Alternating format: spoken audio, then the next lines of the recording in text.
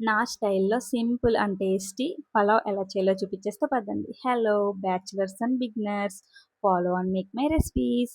ఇప్పుడు స్టవ్ వెలిగించుకొని బిర్యానీ కడాయి పెట్టుకొని 5 టేబుల్ స్పూన్స్ ఆయిల్ వేసుకొని బిర్యానీ మసాలా దినుసులు వేసుకొని ఒక మీడియం సైజు ఉల్లిపాయ, 5 పచ్చిమిర్చి, ఒక టమాటో, ఒక పొటాటో కట్ చేసుకొని వేసుకొని ఒక స్పూన్ సాల్ట్ వేసి గోల్డెన్ బ్రౌన్ కలర్‌లోకి వచ్చే వరకు మూత పెట్టుకొని ఫ్రై చేసుకోవాలి.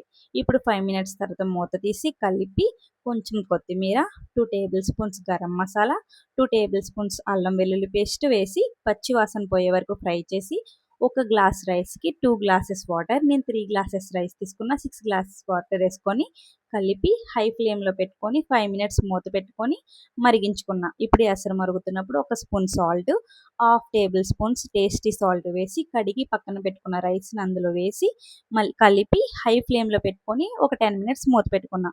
ఇప్పుడు మళ్ళీ మూత తీసి కలిపి లో ఫ్లేమ్‌లో పెట్టుకొని 5 మినిట్స్ మూత పెట్టుకున్నా. అంతే, tasty and simple pulao ready. మీరు కూడా ట్రై చేసి లైక్, షేర్, సబ్స్క్రైబ్.